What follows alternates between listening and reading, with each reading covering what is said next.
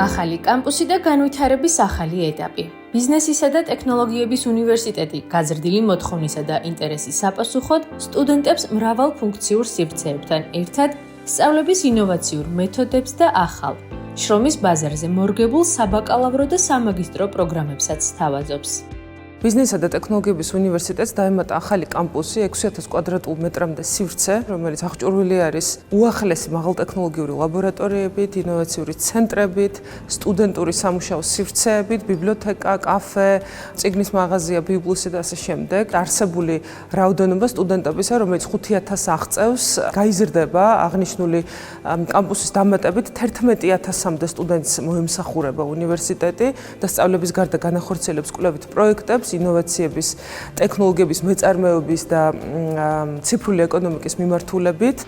8 წლის განმავლობაში უნივერსიტეტის მიერ მოპოვებული რეპუტაცია არაერთი საერთაშორისო პარტნიორობითაა გამყარებული. ერთდროულად 2 ქართული და ევროპული უნივერსიტეტის დიპლომის მიღების შესაძლებლობა კი ერთ-ერთია იმ ბევრი სიკეთიდან, რომელიც BTU-ს საუნივერსიტეტო ეკოსისტემაში იქმნება. ერთ-ერთი უახლესი პროგრამა, რომელიც ყველაზე მეტად მოთხოვნადი აღმოჩნდა ამ ეტაპზე ქართველი აბიტურიენტებისთვის, ეს არის კომპიუტერული მეცნიერება და ხელოვნური ინტელექტის პროგრამა, საბაკალავრო პროგრამა, რომელსაც ვახორციელებთ ჩვენს გერმანელ პარტნიორებთან ერთად, SWICAO-ს გამოყენებით მეცნიერებათა უნივერსიტეტთან ერთად.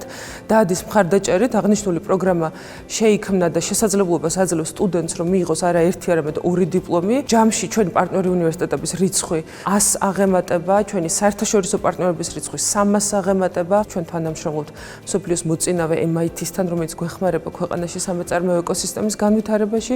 აგრეთვე ჩვენ გვაქვს თანამშრომლობა ჰარვარდის უნივერსიტეტთან და მსოფლიოს საუკეთესო რეიტინგის მქონე უმაღლეს საგანმანათლებლო დაწესებულებებთან.